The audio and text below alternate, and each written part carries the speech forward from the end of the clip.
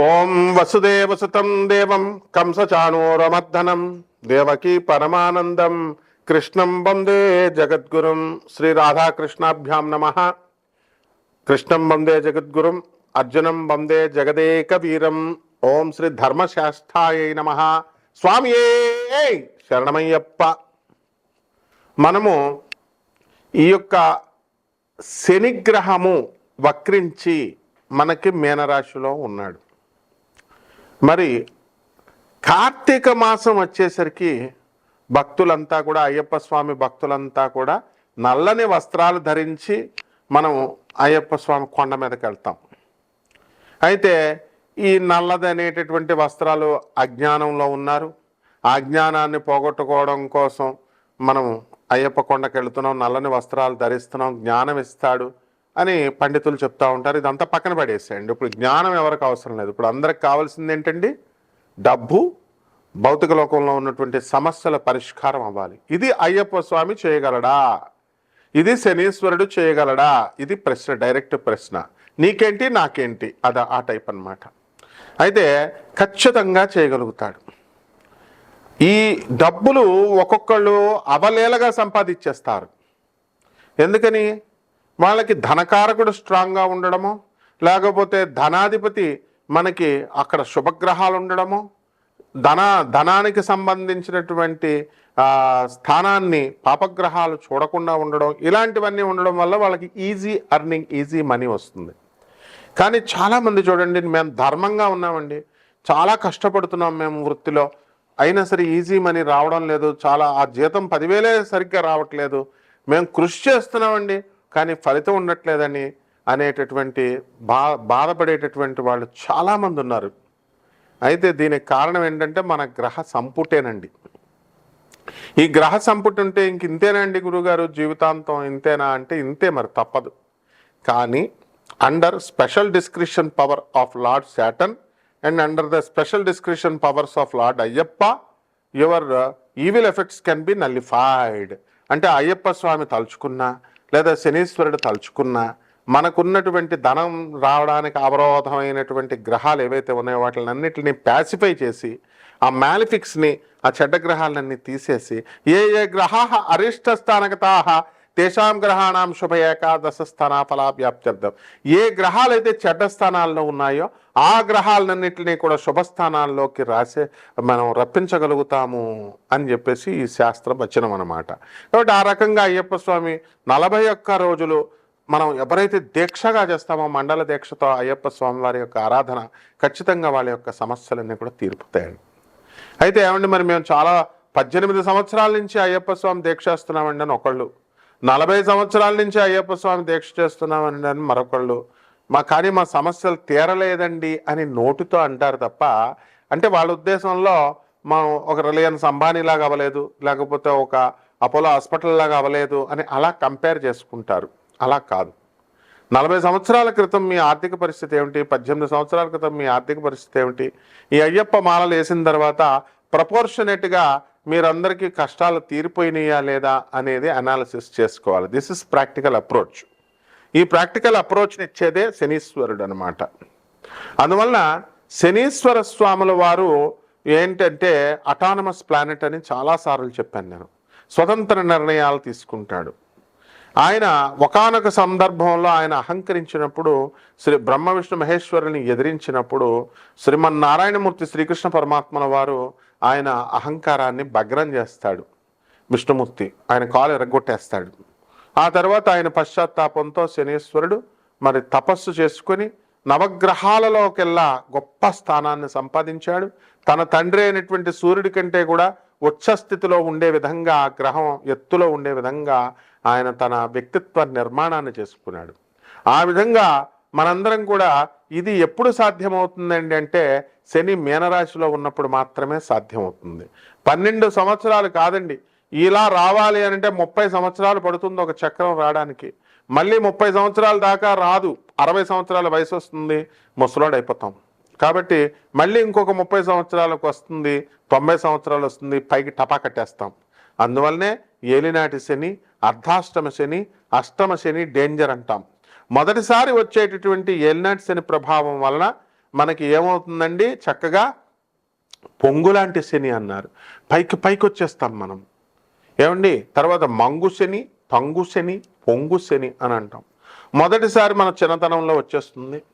దాన్ని ఏంటంటే మంగు శని అంటాం. మంగు శని అంటే ఏంటండి, పడుకుని ఉంటుంది, అంటే స్లోగా వస్తుంది. రెండోసారి ఎవ్వరికైనా సరే ఏలినాటి శని, పొంగు శని అంటే మంచి యవనంలో ఉంటాడు, మదమెక్కిపోయినటువంటి వాళ్ళు కూడా ఉంటారు, యవనంలో కామంతో ఉన్నటువంటి వాళ్ళు ఉంటారు. అటువంటి వాళ్ళందరికీ కూడా పెళ్ళిళ్ళు అవుతాయి, కోరికలు తీరతాయి, బిల్డింగ్లు కడతారు, సంపాదన పెరుగుతుంది. అండ్ ఉచ్చనీచాలు తెలియకుండా, అంటే డబ్బు వచ్చినప్పుడు మనకి మదం ఎక్కుతుంది, మదం ఎక్కినప్పుడు మనకి పేదవాళ్ళు కనబడరు, వికలాంగులు కనబడరు, తర్వాత వీళ్ళు కనబడరు, ఎవరు సాధువులు కనబడరు. ఎంతసేపు 4 బిల్డింగ్లు కట్టాలా, 6 బిల్డింగ్లు కట్టాలా, ప్రేమ వ్యవహారాల్లో సఫలం అవ్వాలా, లవర్ అడిగితే బంగారాలు కొనాలా, లేకపోతే పిజ్జాలు బర్గర్లు రెస్టారెంట్స్కి తిప్పాలా, ఈ టైపులో ఉంటారు తప్ప ఆ పొంగు శని వచ్చినప్పుడు, శనీశ్వరుడు మనకి ఇచ్చినప్పుడు ధర్మంగా మనం ఉందాము, కలి యొక్క కబ్జాలకు వెళ్ళకూడదు. You should not go in to the clutches of Saturn, clutches of కలి పురుష. అంతేగాని కృష్ణుడి పార్టీలో ఉండాలా అని ఎవ్వరూ అనుకోరు, ధర్మం వైపు ఉండాలని. అలాగే మూడో శని వచ్చేసరికి తంగు శని అంటే ఏం చేస్తుందంటే పడుకోబెట్టేస్తుంది, చంపేస్తుంది మనల్ని. అందువల్ల తంగు, మంగు, పొంగు 3 ఉంటాయి. అలాగే అర్ధాష్టమ అష్టమ శనుల్లో మనకి లైఫ్కి డిసిప్లిన్ నేర్పిస్తుంది, కష్టాలను ఇస్తుంది. ఆ కష్టాలను ఇచ్చినప్పుడు మళ్ళీ రెండోసారి మూడోసారి మనం ప్రయత్నించాలనేటటువంటి దాన్ని నేర్పిస్తుంది. కాబట్టి ఈ యొక్క అయ్యప్ప స్వామి దీక్షల్లో ఎవరైతే 41 రోజులు మన కఠిన నియమాలతో ఉన్నప్పుడు సాధన చేసినప్పుడు తప్పకుండా వాళ్ళ ఆత్మవిశ్వాసం బాగుంటే వాళ్ళ కోరికలన్నీ కూడా తీరిపోతాయండి, అయ్యప్ప స్వామి తీర్చేస్తాడు. మీరు ఎందుకు చేస్తున్నారండి 41 రోజులు అసలు దీక్ష? సప్తాహ దీక్షతో పరీక్షిత్ మహారాజు శాపం వచ్చింది ఆయనకి. ఇంక 7 రోజుల్లో ఆ సర్పరాజు అయినటువంటి తక్షకుడే నిన్నొచ్చి కాటు వేస్తాడని ఒక ఋషి కుమారుడు శాపం పెట్టిన తర్వాత అతను 47 రోజుల్లో మోక్షం వస్తుందా, అసలు జీవిత పరమార్థం తీరుతుందా అని చెప్పి జనమేజయుణ్ణి, శుకుణ్ణి, వ్యాస మహర్షిని అందరినీ పిలిచినప్పుడు శుకబ్రహ్మ వచ్చి భాగవత సప్తాహం చేసినప్పుడు సప్తాహ దీక్షతో అతనికి మోక్షం వచ్చింది.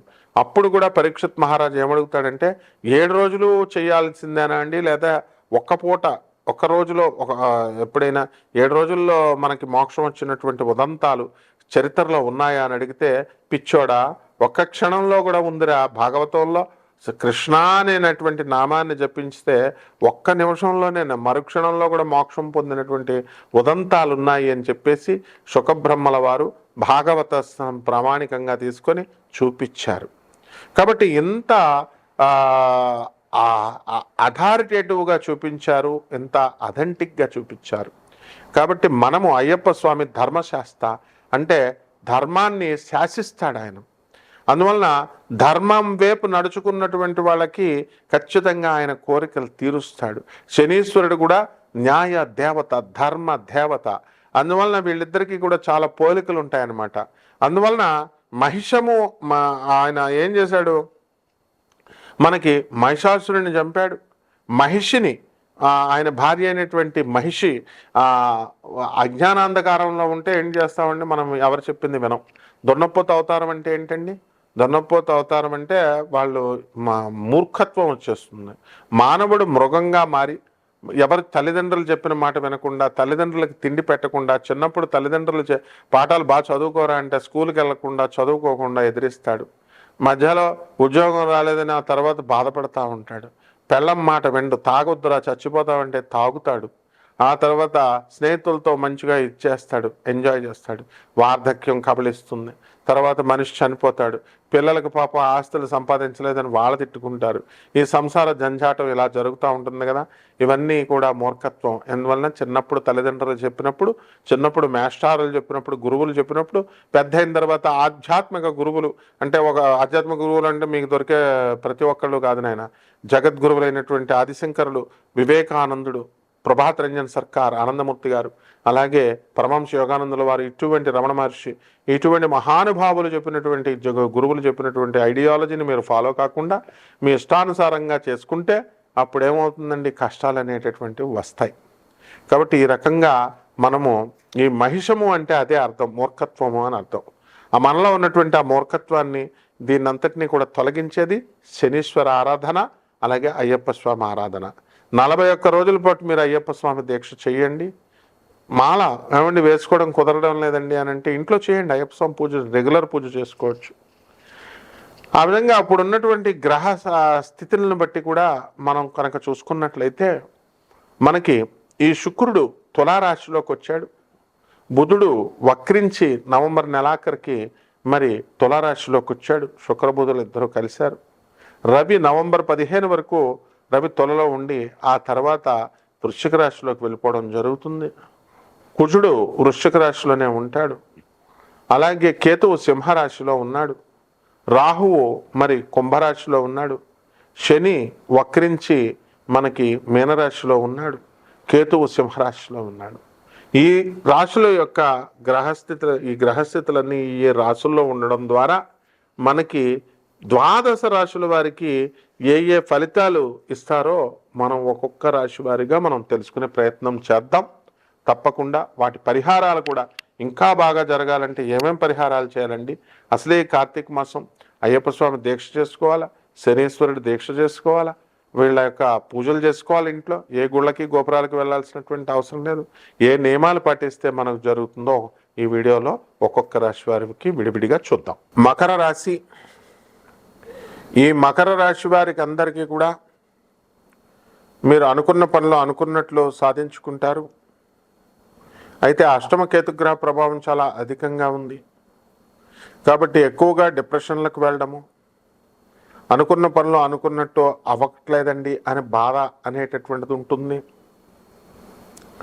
పనులు అవుతున్నప్పటికీ కూడా ఇంకా బాగా అవ్వలేదు అనేటటువంటి అసంతృప్తి చాలా అధికంగా ఉంటుంది. అలాగే ఈ యొక్క మకర రాశి వాడికి ఆదాయాలు బాగా పెరుగుతాయి, జీతభత్యాలు బాగా పెరగడం అనేటటువంటిది జరుగుతుంది. అలాగే ఈ సప్తమంలో ఉన్నటువంటి గురుగ్రహం వెరీ స్ట్రాంగ్గా ఉండడము, దాని ద్వారా గురు వీక్షణం అనేటటువంటిది జన్మరాశి పైన ఉండడము మన ఆరోగ్యాన్ని కాస్త వరకు మీకు రక్షిస్తుంది. కాబట్టి ఇంతకుముందు అందరికీ కూడా అనారోగ్యాలు ఉన్నాయి, తలనొప్పులు ఉన్నాయి, ఇంటెస్టైన్ ఇన్ఫ్లమేషన్స్ ఉన్నాయి, రకరకాల రోగాలు ఉన్నాయి. అవన్నీ కూడా మీకు పూర్తయిపోవడం కావాలి. ఆ రోగాలన్నీ కూడా మీరు పూర్తి చేసుకోవాలి, మెడికేషన్ తీసుకోవాలి అనే ఆలోచన వస్తుంది. కానీ దాన్ని కాస్త నిర్లక్ష్యం చేస్తూ ఉంటారు. కాబట్టి ఈ రాశి వారికి అందరికీ కూడా మనం ఏం చేసుకోవాలంటే, భార్యాభర్తలు ఉద్యోగాల్లో ఉన్నటువంటి వాళ్ళు భర్త ఒక చోట భార్య ఒక చోట ఉద్యోగాలు చేసుకోవడము ఇలా మీకు జరుగుతూ ఉంటుంది. అయితే ఈ రాశి వారికి అందరికీ కూడా మనము భార్యాభర్తల మధ్య కొట్లాట్లే అధికంగా ఉన్నాయి. కోర్టుల వరకు వెళ్ళిపోయారు చాలామంది. ఒకళ్ళపై ఒకళ్ళకి ప్రేమానురాగాలు అనేటటువంటివి క్షీణిస్తున్నాయి. ఒకవేళ కొద్దో గొప్ప ఉన్నటువంటి వాళ్ళంతా కూడా కొట్లాటలు చేసుకోవడం ద్వారా మరి వెనక్గా వెళ్ళిపోతున్నారు. కాబట్టి ఈ రకంగా ఈ యొక్క రాశి వారికి అందరికీ కూడా, మకర రాశి వారికి ధన ఆదాయం బాగా పెరుగుతుంది. అలాగే ఖర్చులు కూడా చాలా అధికంగా ఉంటాయి. మీ మామగారి మీద కోపమో లేకపోతే వేరే వాళ్ళ మీద కోపమో, మీ భార్యను మీరు విడిచిపెట్టేయడము, ఆమెతో కాపురం చేయకుండా ఉండడము, ఇలాంటివన్నీ కూడా మీరు చేయడం అనేటటువంటివి జరుగుతాయి. అయితే ఈ రాశి వారికి అందరికీ కూడా ధనస్థానంలో మరి ఈ యొక్క రాహుగ్రహం ఉండడము, దానివల్ల కుటుంబంలో కలతలు, మాటల ద్వారా కొన్ని గొడవలు, అంటే మృదుమధురంగా మాట్లాడడం అనేటటువంటిది రాదు, కఠినంగా మాట్లాడడము, నిజాన్ని నిష్ఠూరంగా చెప్పడము అనేటటువంటివి మీరు చేస్తారు. దానివల్ల అనేకమైనటువంటి అపార్థాలు మీకు రావడానికి అవకాశాలు ఉంటాయి. మీరు సహాయం చేసిన వాళ్ళే మళ్ళీ తిరిగి రివర్స్ అవ్వడం మీకు కాస్త మనస్సు వ్యధ చెందుతారు. కాబట్టి పరిహారాలు ఏంటంటే, అష్టమ కేతువు కాబట్టి కేతు జపం చేసుకోండి, కేతు స్తోత్రాలు చదవండి, కేతువుకి కిలోంపావు ఉలవల్ని ఆ యొక్క ఆవు పేడ రంగుని కానీ మల్టీ కలర్డ్ వస్త్రాలనిచ్చి పేద బ్రాహ్మణులకి సోమవారం నాడు ఉదయం 7 గంటలకి దానం చేసుకోండి. దశమహావిద్యల్లో ఒకటైనటువంటి ధూమావతి అమ్మవారి యొక్క హోమాన్ని మీరు చేసుకోవడం ద్వారా మీ ఇళ్లలో బ్రహ్మాండంగా ఉంటుంది. శుభమస్తు.